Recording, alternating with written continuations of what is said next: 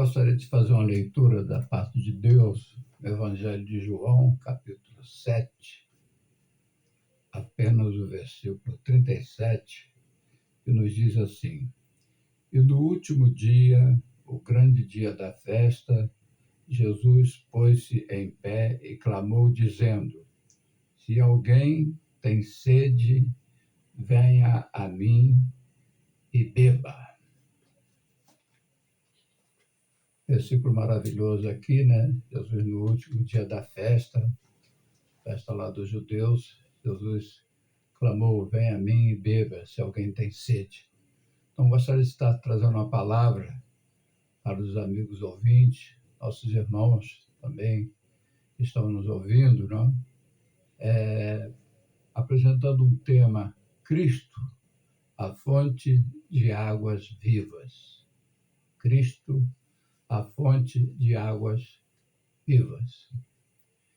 A Bíblia retrata a água tanto como bênção física, como bênção espiritual.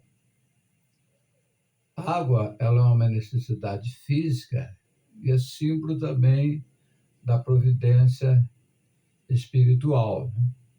Nós temos um exemplo, por exemplo, um exemplo bíblico, quando o salmista diz assim: como a corça brama pelas correntes de águas, assim minha alma suspira por ti, ó Deus.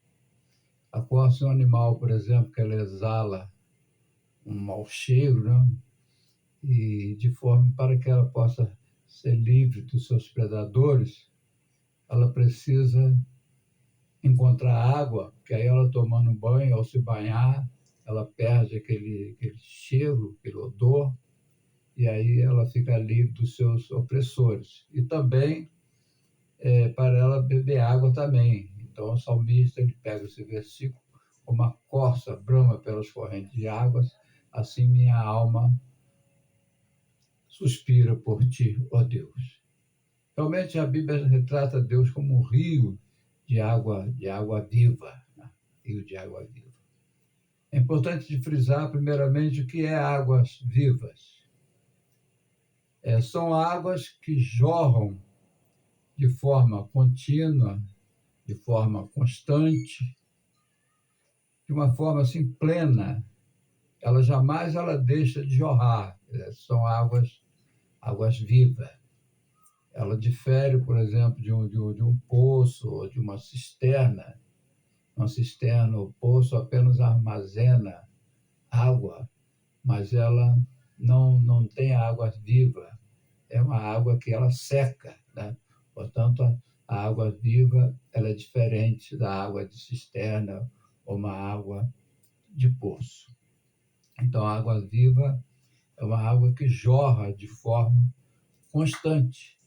E quando o Senhor se apresenta como água viva, é que ele jorra de uma forma constante.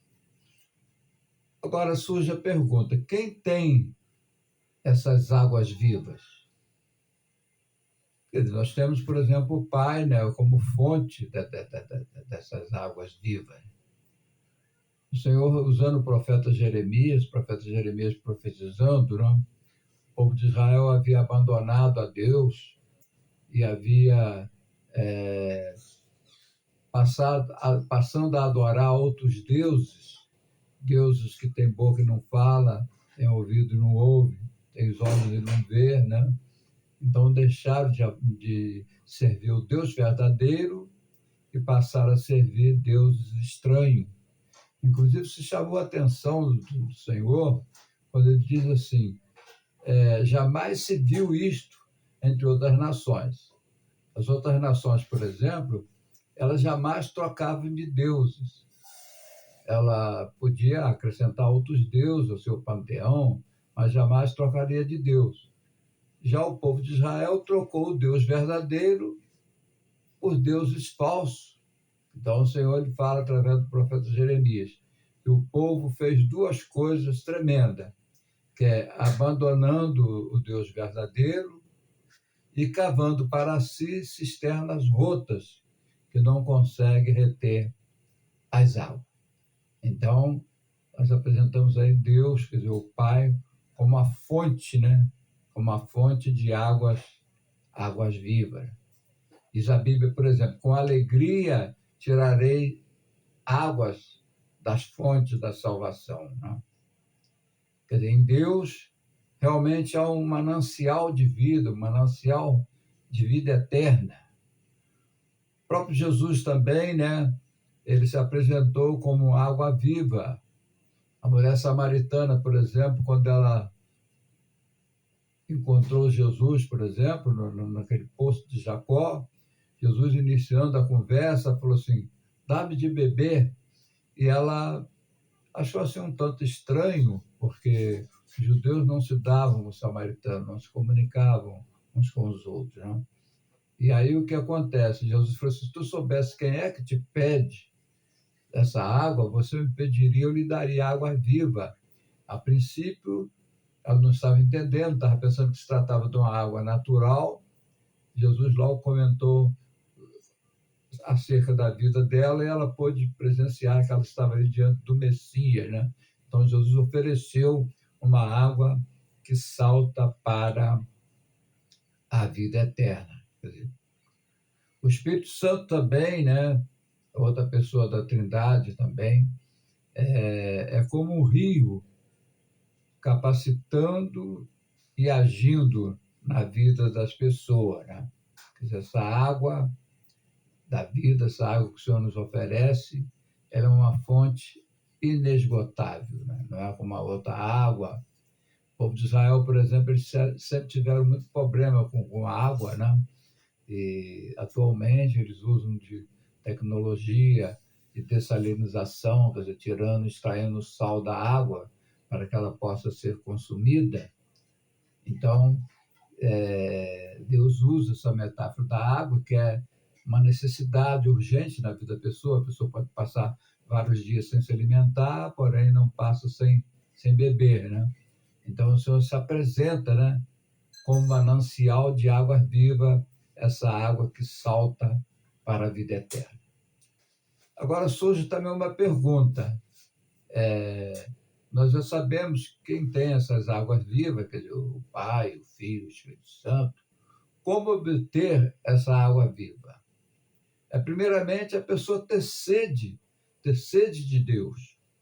A pessoa, por exemplo, quando tem sede, ela não pede comida, ela pede água, obviamente, né? Então, diz a Bíblia, Deus falando, Deus prometendo que derramaria água sobre o sedento. Derramaria água sobre o sedento. Quer dizer, vinde as águas, quem tem sede, vinde as águas, né? Diz o Senhor. E também Jesus ofereceu essa água para a mulher samaritana, quer dizer, aquele que pedir, né? Ele recebe essa água. No último dia da festa, Jesus diz assim, quem tem sede, vem a mim e beba. Tá? Então é importante ir a Jesus para poder beber dessa água que salta para a vida eterna. E, finalmente, qual o resultado de beber desta água? São muitos os resultados, abordando, né, apenas algum. Nunca mais terá sede espiritual. Que a mulher, por exemplo, estava entendendo a princípio como uma água natural. Bem, eu não vou precisar voltar aqui mais para beber dessa água, para buscar dessa água. Jesus falou assim, não, é uma água que salta para a vida eterna. Então, ele jamais tem sede. Muito pelo contrário, ele passa a ser uma fonte a jorrar. O próprio Jesus disse, quem crê em mim, como diz as Escrituras, fonte de água viva jorrarão do seu interior. Isso acontece realmente com as pessoas que aceitaram Jesus, beberam dessa água da vida, então ela começa a testificar para outras pessoas, para que outras pessoas também venham a experimentar essas águas vivas que saltam para a vida eterna. Então, beber da água da vida ou água viva, dentro do contexto bíblico e espiritual, reporta, né, aquele que recebe o Espírito Santo, né, que recebe o Espírito Santo que aceita Jesus como Salvador, ele recebe o Espírito Santo da promessa, que provoca em seu interior um rio de água viva que começa a jorrar para outras pessoas. Portanto, que a gente possa fazer como salmista, quer dizer, ter sede de Deus, ter sede, né? Como a corça brama pelas correntes das águas, assim minha alma suspira por ti, ó Deus. Que o amigo ouvinte possa tirar assim, grande proveito dessas pequenas palavras, né? Um sermão curto, nós não temos assim muito tempo, não? O YouTube, por exemplo, disponibiliza um tempo menor, então a gente vê aí Jesus como fonte, Cristo, a fonte de águas vivas. Então não vamos estar cavando cisterna rota, né? Figuradamente, cavar cisterna rota é como a pessoa procurar um outro meio de satisfazer esse desejo, esse anseio interior por qualquer outras coisa que não seja Deus. Então, são considerados todas as artimanhas das pessoas, todas as buscas que as pessoas fazem, que não buscam, não buscando a Deus, não buscando a Jesus, é como cavar a cisterna rota. Então, por que fazer isso se está disponível para nós um manancial de água viva? Portanto, vamos beber dessa água. Jesus clamou no último dia da peste. Quem tem sede, vem a mim e beba, e do seu interior correrão rios de água viva. Aleluia. Amém. Amém.